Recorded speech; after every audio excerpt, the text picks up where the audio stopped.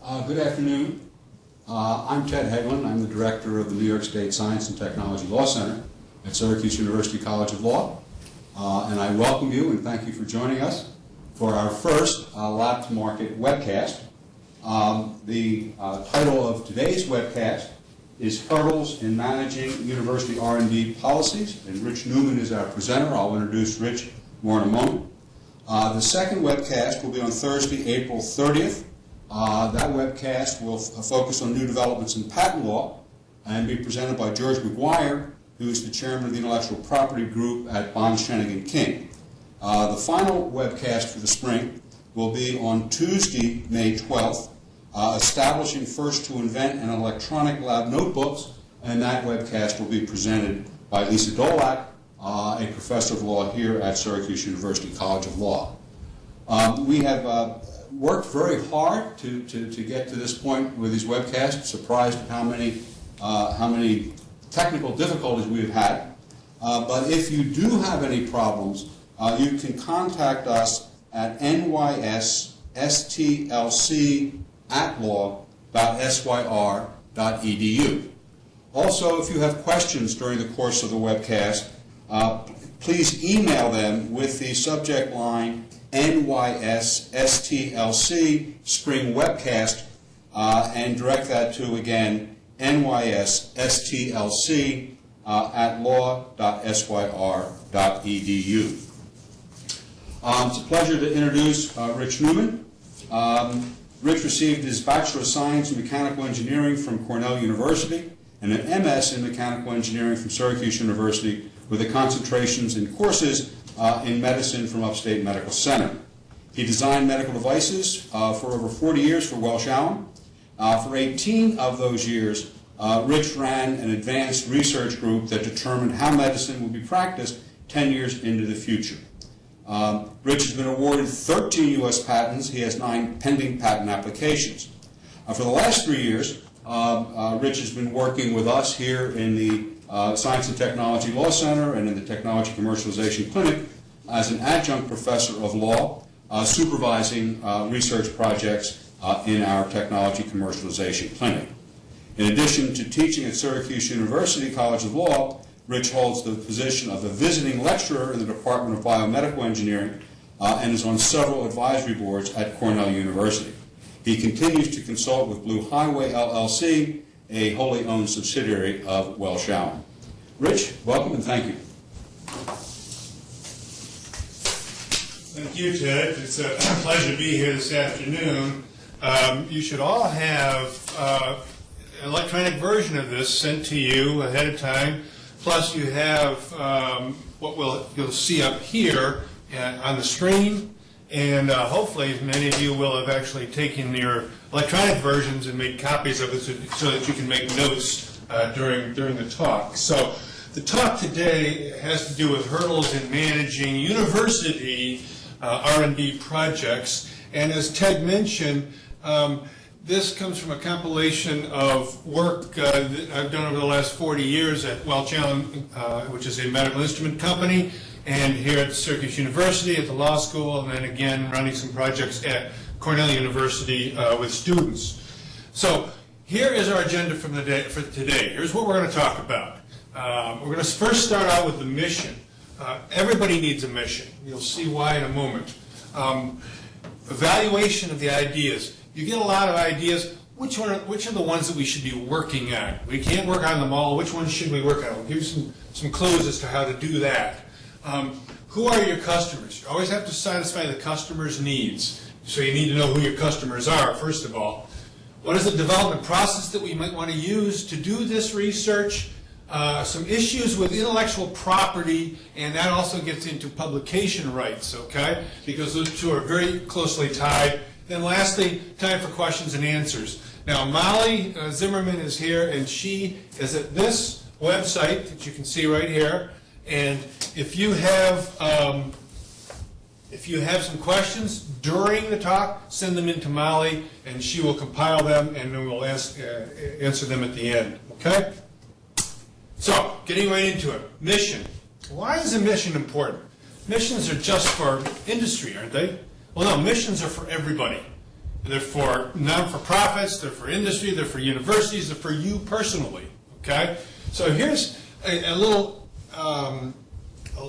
bit of a clue as to what Alice, anyway, and the Cheshire Cats say about mission. This is from Alice in Wonderland by Lewis Carroll, and Alice asks the Cheshire Cat, "Would you please tell me which way to go? I don't much care where." Well, that's an easy answer then for the Cheshire Cat, because if she doesn't care where she's going, then it doesn't matter which way you go. And it's kind of a change on the old adage, well, you can't get there from here. If you don't know where here is, you can't get there either, okay? So, an example, in terms of mission, my mission at work was to design medical products, very succinctly. Much longer than that, but for now that's good enough. As a father, a family, my mission was to get an education for my 3 daughters. On retirement, my mission was to work till I was age 61 and then do something else, such as teaching, okay? So here is a mission that it was published, so I used it. It came from the Cornell Engineering College, and it's broken down into 3 different things. And you can have a mission in your university just like similar to this. The first one is to provide students with a broad and exceptional education. This is the education part. This is the teaching part. All universities teach. The second part is to lead responsibly the discovery of new knowledge. So this is the research part. So we've got education, research, and then lastly, create a better future for all people. That's the more esoteric part of this thing. It's making quality of life better. Okay? It's an overriding or overarching goal in the missions. So this is nice, but you can't apply this to everything. We can't do everything in life. So Cornell Engineering says, okay, we're going to concentrate on 3 different areas: biomedical engineering, nanomaterials, and then energy and the environment. So why stay within a mission? Well, there's really good reasons to stay within your mission. One is it's the reputation of the institution. Every institution has a reputation for something, okay? And if you have a reputation for doing research in cardiology, well then that's your mission, and people are going to come to you when they have a cardiology problem, okay? Funding. Again, if you have a track record in this mission area, it's going to be much easier for you to get funding in the future. Third thing is facilities. We have limited facilities at a university. However, those facilities can only be used for certain things. As an example, if you want to do animal research, I have a daughter that's a neuroscientist, and she does research on rats, okay? If that university did not have available a vivarium because the animal rights activists said we're not going to do animal studies on this campus, well then she's in the wrong institution, she should go someplace else, okay? So it's an example of how facilities play into your mission. Tenure. Tenure track is all important to professors, okay? And it's based mostly on your teaching load and your publishing, all right? Very few universities give you credit for intellectual property, for patents, okay? But in reality, they probably should. Excuse me. And then lastly, collaboration with other faculty and staff. Again, if your institution is noted for a certain type of mission, a certain type of research, well then all the people in that area are going to be similar in nature and you're at the right place. So, next slide. You can find the slide number down here at the lower right-hand corner. I'll try to remember to tell you to change slides each time. So, all this boils down to, is our mission to advance science or to create royalties? And I emphasized or because I do not believe it's an either-or proposition.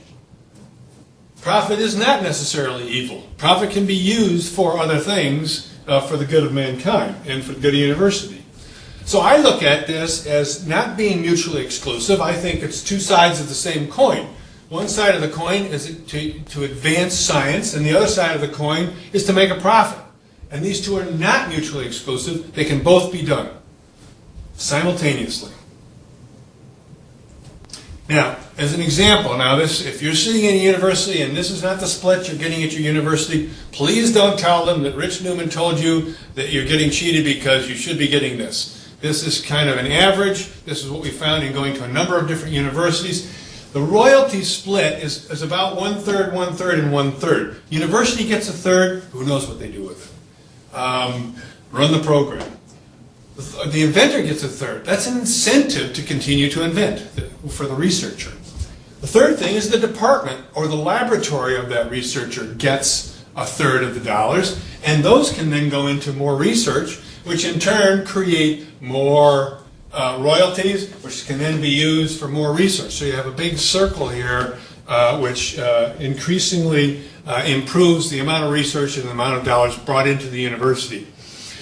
So how do we decide on what ideas we should be working on? You can't work on all of the ideas. We had a vice president at Welch, Allyn, who shall go unnamed, that had a lot of ideas. He had more ideas than anybody else in the whole company. Problem was he didn't understand the difference between a good idea and a bad idea. And he worked with just as much fervor on the bad ideas as he did on the good ideas. Well, you can't afford that today. You've got to focus in on those with a high probability of success and work only on those problems, okay? So how do you figure out which are the good ideas and which are the bad ideas? A number of different ways. The first one here is to go to your internal technology transfer office. They can help you. They can help you with the negotiation of the contracts, take that off your plate so you can do research. They can help you with applying for the provisional patents. Again, take it off your plate. And in a lot of universities, the university will do a provisional patent for free. They'll just say, okay, it's a good enough idea, we'll pay for that. And then they give you 12 months, which is the time period you need to take that provisional patent and change it into a non-provisional patent, according to the law. They'll take that 12 months and say, okay, let's go out and find a sponsor for this project. And if we find that one, then we'll continue to fund it. If we don't, you got to fund it on your own. Okay? Again, not at all institutions, but many institutions work that way. So you end up then with a sponsor. What better way to know if you're working on something which really has value in the future than if a sponsor is willing to get up there and pony up some dollars to sponsor that research. Another thing you can do is work with the NYS facility that we have here that Ted Hagelin runs. He's had over 100 different projects that his students have worked on, and they're usually from university professors, the university themselves, startup companies, perhaps big corporations such as Kodak and Cornell. And the students then look at it from a marketing viewpoint, from a technology, intellectual property, and all these different viewpoints, and then come up with recommendations as to how to proceed to take that particular product or service to market. Another way is the Empire State Development Corporation here has sponsored 3 new programs at Niagara University, Stony Brook, and at Rochester Institute of Technology that work similar or patterned after the Syracuse University style. Then lastly, an external review board, something from outside of the university. Let me give you an example of that. I served on one, I was on the inaugural group at Johns Hopkins Medical called the Medical Alliance. Johns Hopkins gets $500 million, that's $500 million a year in government funding for its medical research. And Johns Hopkins found out that they're not getting much return on that. Yes, they're getting a lot of research done, but they're not getting any royalty stream back that they can use for further investment. So they brought in some outside review board. And there were 12 of us initially, now it's up to 25, and it came from 3 different disciplines, either device manufacturers, which is what I represented from Welch, Allyn, from pharmas, drug companies, venture capitalists who are used to angel financing of early projects, and then lastly, academia, other institutions, other universities that have similar programs gave very valuable aid. So they would give advice on what are the competitive technologies that are out there. It may be the technology that you're looking at here has already been done, okay? what is the market for it? We had one of our members, very astute. He looked at what the doctors was saying. He took out literally the back of an envelope, and in about 30 seconds he says, okay, the total market for your idea worldwide forever is $30 million. It's going to cost you more than that to development. Don't spend a dime on it. Okay? So they can give you advice like that also. How to commercialize? Do you want to go for VC money? Do you want to get a strategic partner who will bring in more than some expertise beyond just money? Do you want to license it non-exclusively or exclusively? Do you want to set up a company and go for an initial public offering? And lastly, to me, this was the most important thing, is that group would tell you the probability of success. What is the probability that your idea is going to be commercializable at the end? Okay? So who are your customers? If you can't satisfy the customer's needs unless you know who your customers are. So you have 3 customers, which is kind of unusual in a university. There's more than this, but let's just talk about 3. First is the students. That's why we're here. We're here to educate, to teach, okay? So let's not forget the students. The second one is the sponsor. It may be the government. It may be industry, okay? Someone is sponsoring this work. You have to please them with the outputs of what you do. Third one is the university itself. We talked about publish or perish, and you have to continue to do that in order to again, get tenure and continue at the university. So what's a development process? Why do we need a development process? Well, a development process is good because it lays everything out. You can see what's ahead of you.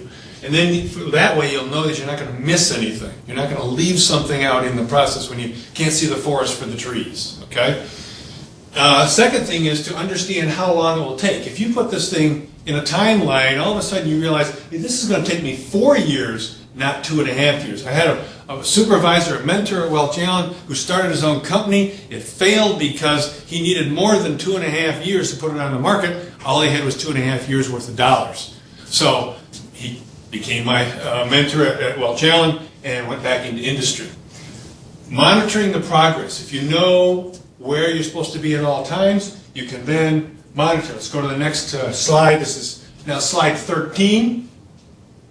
This is the development process, similar to the one used at Welch Allyn, but it can be used by a lot of different groups. And notice here on the x-axis you have time, and then on the y-axis the amount of effort. So the green line shows that in the beginning of the project you're not putting in a whole lot of effort until you come up with a project authorization which tells you everything about that project, and then now you start the real design on it in clinicals and regulatory. And then you put it on the market right here. Okay? Now, at a university, you may only be doing this research part, or you may only be doing the clinicals part, okay? And not the whole thing. If you're going to take the whole product to the market, you'll be doing the whole thing. That's why I mentioned it all here. So the first place to start is determining the need. What's the unmet need? If that need is already met out there, then somebody's already selling it, and you're going to have a tough time not only getting intellectual property, but coming up with something novel that is going to be worth a customer buying it from you. Okay? So let's determine what that unmet need is. And here is an example. It's really hard to see here. I hope your electronic version is better. This is a need that I'm not sure is really there. It's from a patent. This is an actual patent now. And there's this is a grave site. And here's the coffin down underneath the ground, and here's a bell up on top of the land. And so this poor fellow that's died is now down inside this coffin, and when he wakes up from the dead, he can pull on this cord, it goes up there, rings the bell, the people will hear it, they dig him up, and then he can live again. So again, I'm not sure how many of these were actually sold, or if there really is an unmet need there. But it is a patent actually issued. Then you're going to do research. Again, this is probably where the university is going to spend most of its time. Is the idea really novel? A couple ways to look at that. One is to do a literature search, which professors are really good at. They hit the web, they do the searches, search engines, literature search engines, and they can find out who has a thesis on this thing ahead of time, okay? And now I'll just expand on that. But not everything is in the literature. Some of it's in the patents. Because industry does not normally put things in the literature. They will let the universities do that. And they put things only in the patents. So if you don't look at patents, you're going to miss a whole segment of the literature of the prior art, and to know whether or not yours is truly a new idea. Feasibility, both technical and marketing. Technical feasibility here, we mean, does it work? If this thing works correctly, will it do what we want it to do? And then secondly, if it works correctly, what's the marketing feasibility? If it works, will anybody buy it? Okay? Now we get into the design phase. And notice I have a couple of circles in here. We took a Phil Crosby course in quality, and they always said it has to work right the first time. Well, to my dying day, I will say things don't work right the first time. That's why they call it research. Okay? So leave time in there for iterations. So when the first one doesn't work, you can learn from that and do a second iteration. Okay? Again, my adage is that if it would work the first time, you didn't stretch yourself enough, you're probably not novel, and you're probably not going to get any intellectual property out of it. Okay? So you want a few failures. Now, once you get this project started now, you do a Gantt chart, and you list all the tasks, and for every one of the tasks, you put a person or persons who are ultimately responsible to make sure that that task is completed. And then you put down when it starts and when it ends. So this is the first quarter of 2009 through the third quarter of 2009. All right? And notice that this one has to be completed before that one can be started. So you see these relationships. And if you start to get behind, then you'll know on this one, you'll know, okay, this one's liable to be jeopardized. So let's get back on schedule. You should hold weekly meetings. Now, weekly may be the wrong term here. It's not an operative term. It may be bi-weekly. It may be every quarter. It may be daily. But you need to get your team together and discuss status. Where are we going? Where were we last week? Where are we today? And what are we going to do next week? Okay? And everybody should be involved. Now, we would involve at Welch, we would involve people from quality control, production engineering, R&D, sales and marketing, our suppliers of our products. All of these people were in the room at the same time, so that there's no finger pointing. At the end, when we're way behind and we missed what we were supposed to do, no one can say, well, you didn't tell me. All right? Everybody has freedom of access to the information. Now, what happens when you get off plan? Well, there's two things you don't do. You don't sacrifice two things. One is safety and one's quality. Safety is obvious. If your product or service hurts somebody, that's going to kill your reputation, okay? It's not going to do much for the person that's hurt either. However, safety and quality are different. Quality could turn into a safety issue, but not necessarily. Quality is more, okay, when I ship this pen to the customer and he takes it out of the box, does it work? And does it work for the amount of time that it's supposed to work? Okay? Again, if you fail in either of those, that hurts your reputation, and you're only as good as your last product. Don't forget that. So what you can trade off are three things: budget, schedule, and scope. That's it. Budget, schedule, and scope. Now, you can go over on one so that you can keep the other two on track, and you can pick which of the ones you want to go over on to keep the other ones going. So what are they? Budget, well, that's people and dollars. Okay, throw more money at it. Second is the schedule. Market introduction date. Well, maybe doesn't have to be out next June. Maybe it can wait till September. Lastly is the scope. You might say, okay, I'm going to bring this pen out, but it's not going to come out on time if I have all the features in it. So instead of having red, blue, and green ink in this, I'm going to cut it back and have only red and blue. We're going to leave the green out until the next generation. Okay? So getting back to our development process again, we're following this now. So now we're on slide 22. we've gone through the need, the research, the feasibility, we're halfway through the design, and all of a sudden we realize we're over schedule here. We're not going to meet our introduction date. And that may be the product introduction date. From your research on a university viewpoint, it might be the date at which you tell the sponsor you're going to be done with the research. Okay? You're not going to make that date. So what do? You just say, sorry. We tried. You can play off those three things. All right? Remember the three things were budget, schedule, and scope. So in this case, we're going to do on the budget. We're going to increase the number of people and dollars we spend on it and try to bring ourselves back on the schedule so that we come back on this line and get the product out on time. Well, what happens if you throw money at it and it still doesn't work? Next slide is 24. That's what happened. We put more money at it. We get halfway through that period. Look, we're still off on the introduction date. So now you've got to make the tough choices. And one tough choice, next slide, which is 25, is cut your losses. Stop that project. Go on with another one. Have other projects in the wings that you can start, which have a higher probability of success. Okay? The next two are clinicals and regulatory. You may not, again, universities do a lot of clinicals. They may not do the regulatory. And particularly in your product area now, you may not need either of these. With medical devices, these are very important. In pens, they're probably not important at all. So they may not even be in your project. So you go through those, and then you put it on the market, and then you do a retrospective analysis. Now this is to me is the real opportunity in a project.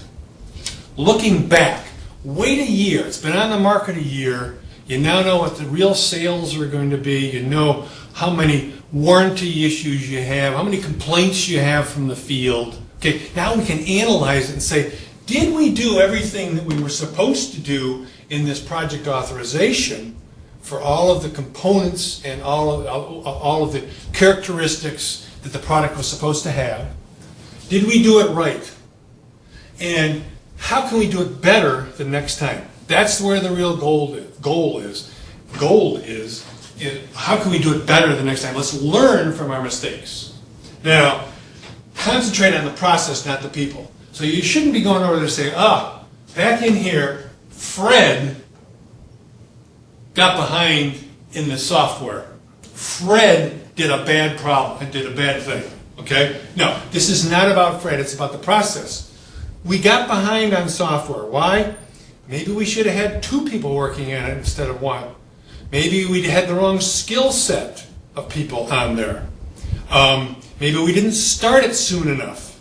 Maybe the goalposts changed from our marketing department while we were in the middle of doing this. Figure out what it is that you can do better the next time, concentrating on the process, not the people. Nobody wants to get in a witch hunt and feel that they're being picked on, but they're willing to go in there and say, process was wrong here, let's fix it the next time. So here's a bunch of don'ts. I hate to be negative about this. I could have put this down as a bunch of here are the do's, but I'm going to call them don'ts. And 2 of them are underestimations, and 1 of them is an overestimation. Don't underestimate the cost of getting it to market. It costs a lot to have a distribution network. It costs a lot, excuse me, let me go back one step. To design for the manufacturer, anybody can make one work. The trick is to make them in mass production at a reasonable cost and keep your quality up. Okay? So you've got to redesign this thing so it's manufacturable. And a lot of people don't realize that.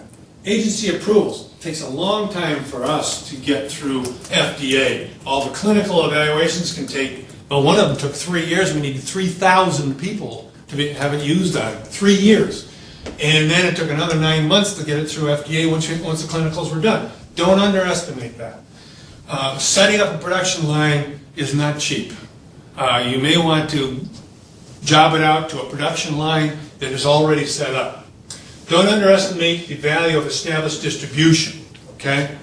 Now, This was one of Welch Allyn's core competencies, distribution. They had probably the best distribution in the world to get to primary care physicians. And they used that as a core competency. Because you can't have a high cost to get the product to market. Otherwise you're in trouble. It can be the best product in the world. If you can't get it to the end user economically, it doesn't work. Brand name recognition. Again, one of Welch Allyn's strengths was name brand recognition. I had a doctor one time that said, we told him, look, it looks like an otoscope, an ear instrument, but it does that test hearing. And they said, okay, I'll buy one.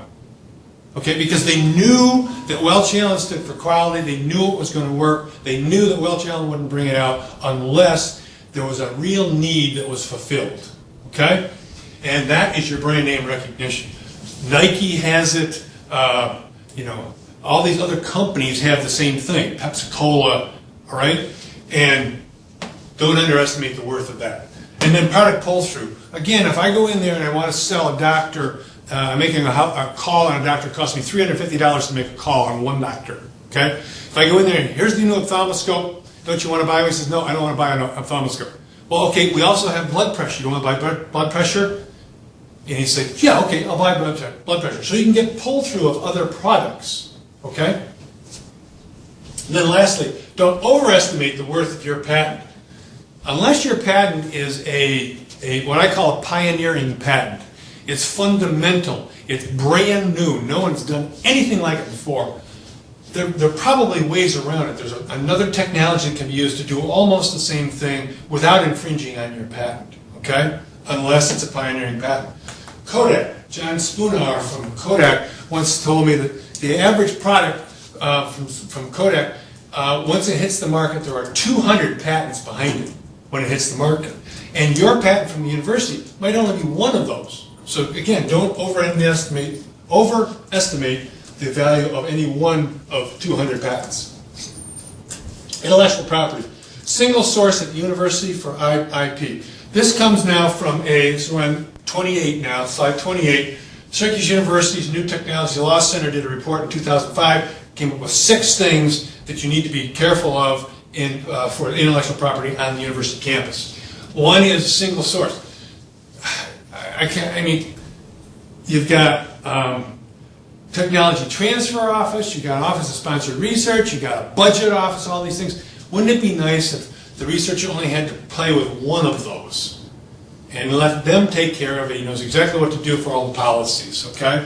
And then he or she can go off and do what he does best, which is the research. That's the first one. Second one, mandatory written agreement. You need a written agreement with all your employees saying, you know, they agree with the intellectual property policies, and that will include non-disclosure agreements so they can't talk about what they're doing on the outside. Third is university ownership of IP. Some companies still have problems, some sponsors still have problems with this. I personally don't.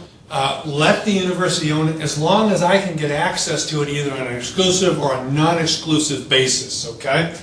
IRS Revenue Procedures 2007-47 bars the university from signing up for royalty rates prior to starting the research, because you don't know how big the idea is, you don't know how much money it's going to take, okay? How much money it's going to make. But what the university can do is, in the contract, give you a first right of refusal at competitive terms to be worked out with some formula, and in perhaps a single field of use. We are now on slide 31. Okay. There's a question for 26, but we'll Okay. There's a question on 26. We'll hit it when we come back. Okay. Molly is getting him. All right. Intellectual property number 4. Mandatory lab notebook policy. Again, Ted told you Lisa Dolek's going to talk about this. I believe he said on May 12th. So look forward to that. And how to do it electronically instead of the old-fashioned way, which is what I do, and that is in a lab notebook. So why do you need a lab notebook? It's just to establish inventorship.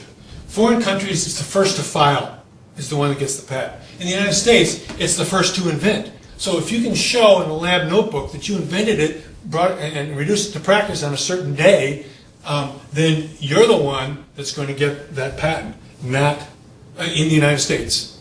not a foreign filing. And what's good about that? Well, basically the United States is half of the world market. So here's an example. I won't spend a long time on it. This is an example of a product that Welch Allyn came up with. It was an ear thermometer. And look, Braun over in Germany had the same thing. They applied for it, filed in 1998, which was before Welch Allyn applied for it in 2001. So they get all foreign rights. Welch Allyn, however, could get U.S. rights and maybe some foreign rights too, because they had lab notebooks that went back to much earlier than the filing date of the Braun application. Here's another reason to not dilly-dally in getting your patent application to the patent office. We invented something called a video endoscope, which is this goes down your throat or up your rectum, and it has a camera on the end of it. This little camera fits right in here, and it takes a picture and then sends it out to the doctor on a TV screen. So we have filed for all of our stuff 2 months before Olympus did. Very detrimental to the Olympus company, the fact that we got there first. So Lisa's going to go into this in much more detail in a couple of weeks here. However, this is from a report that we did. We're on slide number 35 now. How should you keep research records? How should they be kept in a lab notebook? I've highlighted 3 things because these are important to the researcher. You can read the rest. First is state the need, teach the solution, and explain what is novel. Why do I say that? That's what's got to be in the patent.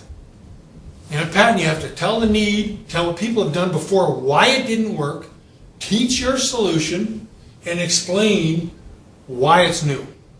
Okay? So you might just want to put that right on your lab notebook pages. Then sign and date them. We had a policy, sign and date them every evening. Don't wait till the end of the week, the end of the month, the end of the year. Because the date of invention is based on the signing date. Likewise, have it witnessed by at least 2 non-inventors and signed and dated by them. And here's an example. This happens to be the same one we were talking about for the ear thermometer. And you can see down here is the dates when the inventors invented it, and here are the dates when the witnesses signed it. Okay? So, do you have to sign and date everything in a lab notebook? No.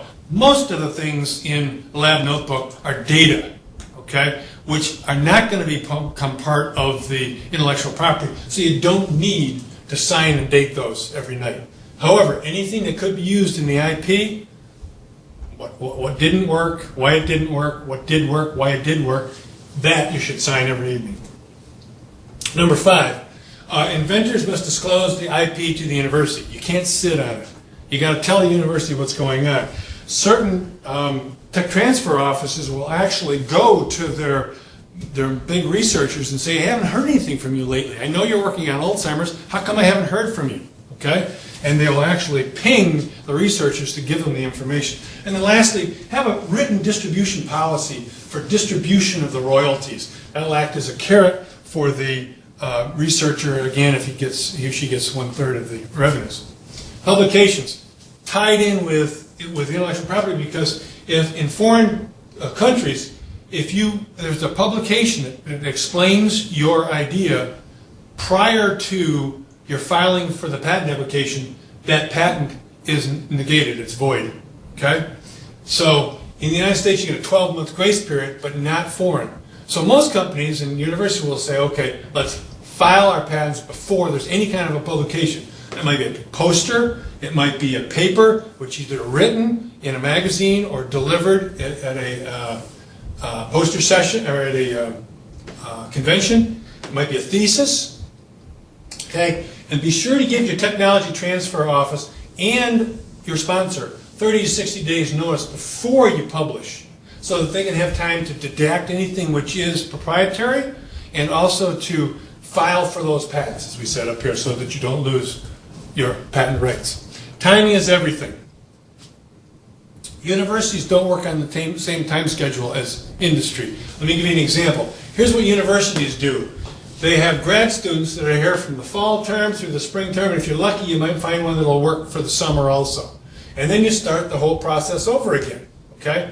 Industry doesn't like that. Industry wants to start anytime and stop anytime. So there's certain things that you can do to ensure that that's not going to be a problem. One is to stagger your students, as we've done here. Some people you can start in January, okay, instead of starting them in the fall. That's something the university can do. You can have new projects waiting in the wings in case you get this far and industry says, or your sponsor says, I don't want to go any further. We'll still pay you, but now let's work on something different, okay? You might want to be running multiple projects so that when one dies, you can fill in with the other one. Sponsors can do the same thing. They can be prepared to pay, they must be prepared to pay for the entire project no matter what. However, they can have another project that they can put in once the first project goes south. Okay. Now, second part about timing and is everything, we're on slide 43 now, is extending the research and clinical deadlines hinders the relationship between the sponsor and the university. Let me give you an example of that, okay? We were working with a Dr. Sakin, who in 2006 had an instrumental paper that showed that the hippocampus, which is in your brain, mid part of your brain, actually decreases in size for Alzheimer's patients before you get any idea that the patient even has Alzheimer's. And so we contracted with him to do some more clinicals using our device to show that we could do this same kind of thing without having to do an MRI.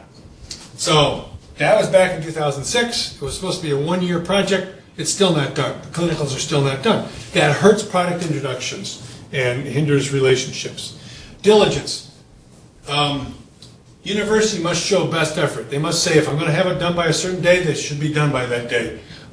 You can't guarantee positive outcomes. That's why they call it research. No one knows if it's going to work. So industry must belly up to the bar, or the sponsor must belly up and say, I'm going to pay you no matter whether it works, as long as you use your best effort.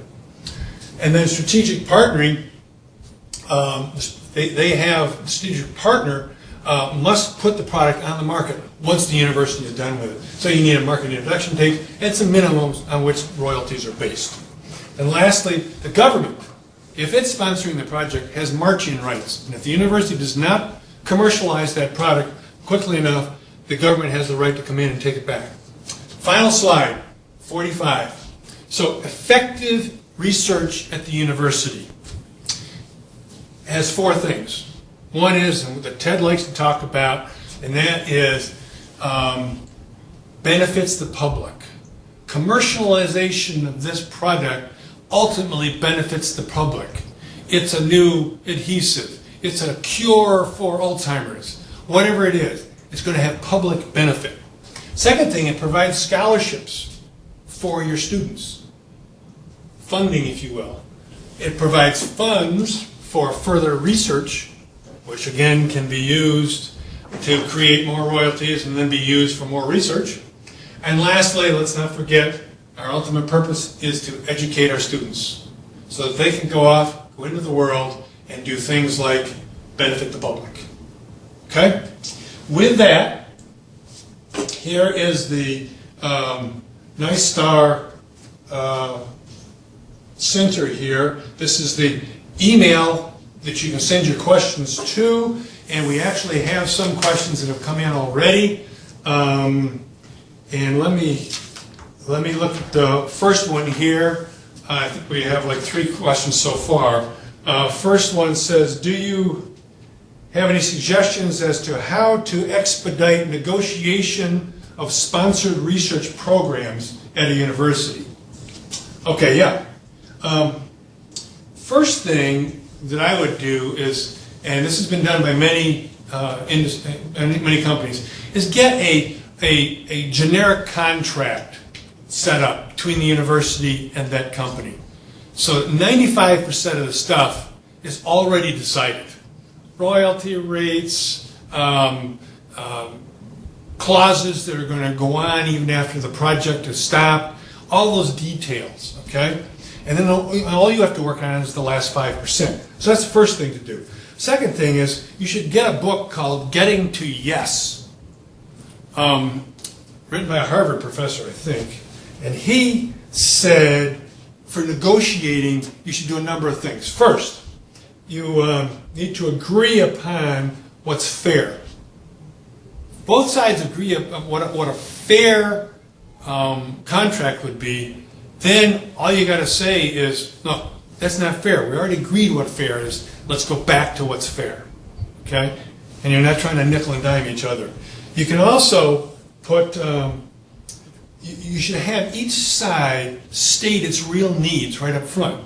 Now, I'm a firm believer in it. If I know what your needs are and you know what my needs are, we're likely then to get to a better negotiation, a better conclusion, which fills both of our needs without someone, quote, winning. There's no such thing as winning in a contract. If you think, boy, I really put it to the other side this time, that's the last contract you're going to do. So it's got to be a win-win situation. Both sides have to win.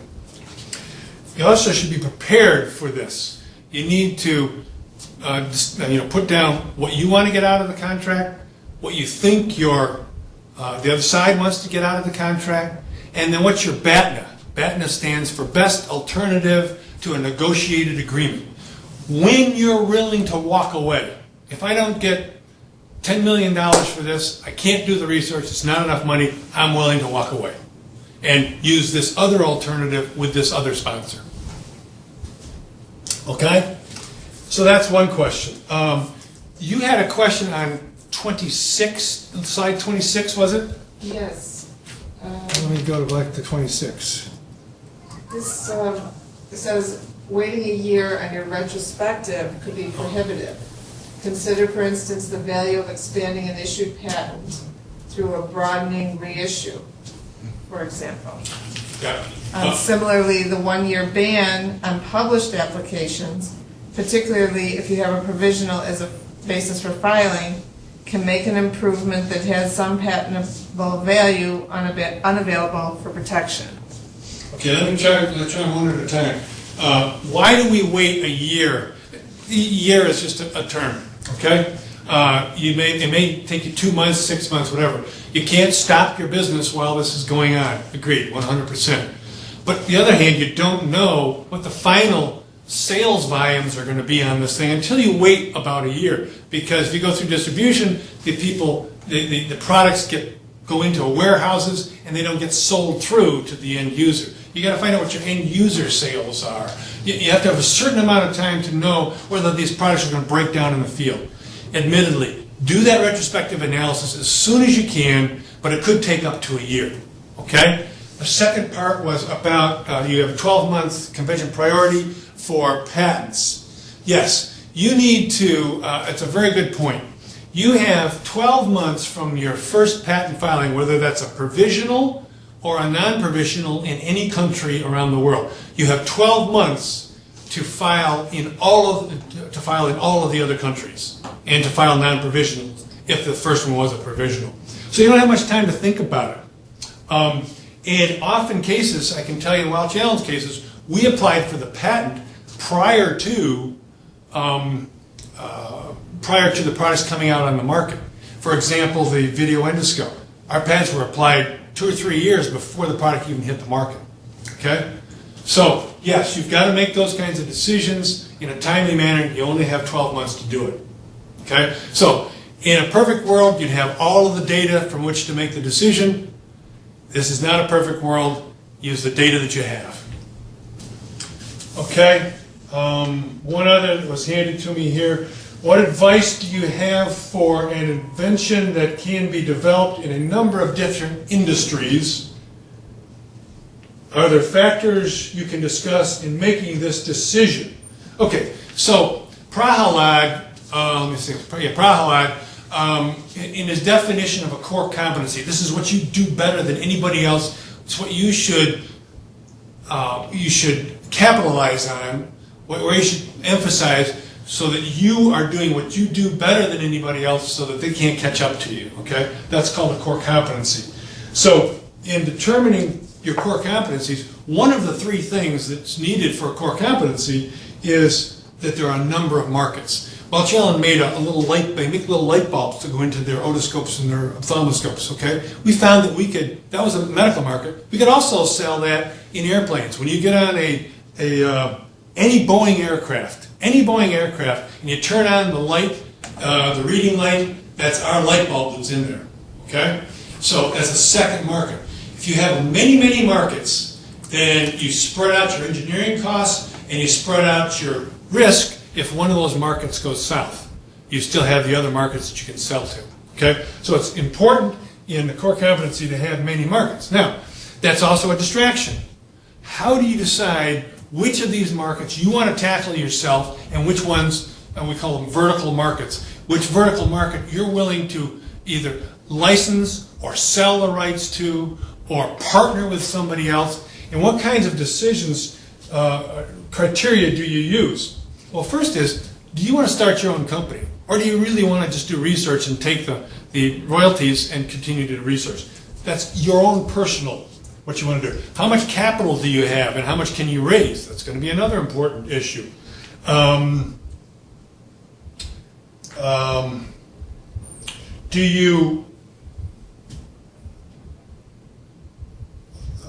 Do you need a partner? Do you need a partner? Well, in many cases you need a partner for some of those things we already talked about. One of them was you need brand name recognition, you may need distribution, you may need manufacturing, you may need capital. You know, if you're going to make an ECG, you may want to work, electrocardiogram. These are made by Siemens, Philips, and the old Hewlett-Packard, which is now Adjunct. These are huge companies. Small guys not going to be able to compete against these large market shareholders with large pockets. Okay, so you may need to partner with one of those. So these are the kinds of things that you use in determining which of the vertical markets you do yourself, and which of the vertical markets you need a partner for, and which of the vertical markets you're willing to actually sell outright your rights to those markets. Okay, we have another question. Yes, this comes from a graduate business student working on an advanced technology commercialization project. And he asks if the speaker has suggestions for how to find potential co-development partners and or customers. Okay, those are two different questions. Co-development partners.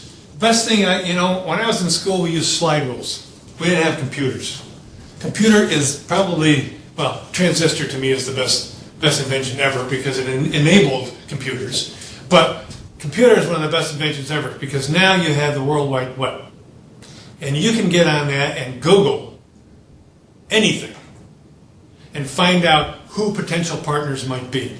And once you find out, as I said, like with the ECG, electrocardiogram, you got the top three, Philips, Siemens, and Hewlett-Packard. Okay? Now you Google each of those three, and you find out what is their size, what's the breadth of their markets, look up how many research programs they have sponsored. If they do everything internally, they're not going to work with you either, right?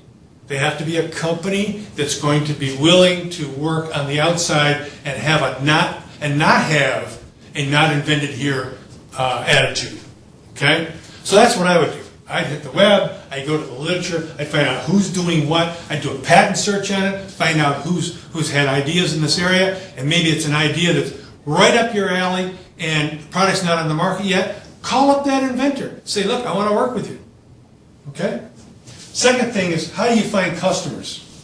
Okay. That goes back to the need. Remember, way back here, need, feasibility. Feasibility is it technically feasible and is there a market? You've got to do that early on. The days of build it and they will come are gone. You've got to, what we try to do is excuse the expression, but get in bed with the customers. We go to the customer's location. We follow them around, if it's a doctor or a nurse or whatever, and say, how do you do this procedure? What could be better about the procedure? And in many cases, they don't understand that what they're doing is not, could be improved. Let me give you an example. We went to customers one time when we were working on the video endoscope project and said, Look, if you could have a video endoscope or an endoscope goes out in your stomach and it could be autoclavable, you could actually sterilize it in between uses, would you buy it? You have to pay extra for it, but would you buy it? They said, oh, no, we wipe them off, no problem, it kills all the germs. And about 5 minutes later, the doctor would say, can you do that? Can you actually make it so that there would be absolutely no chance of cross-infection between the first patient and the second patient? And we said, yes, you can do that. Well, then maybe let's talk about that. In other words, they didn't even realize they had the unmet need. Sometimes you have to search it out and find it. And trust me, that is what separates the good engineers, the good inventors, the good scientists from the bad ones. They are able to walk into situations and see what the unmet needs are, when maybe someone else has never saw them. I have a fellow, we used to work with, Dominic Dana, one of the most prolific inventors I know. He could do that. He could walk into a situation and figure out what the unmet need was. Then he'd come back, get his engineers to work on it. Okay? All right, do we have any other questions? Okay, no other questions. So with that, I thank you for tagging along here on this first of 3 talks, webcasts. Ted gave you the dates for the others. You can check to that same website down here. Oops. The same website, and you can find out when the next 2 talks are going to be coming. I thank you for your time and attention today, and have a great St. Patrick's Day.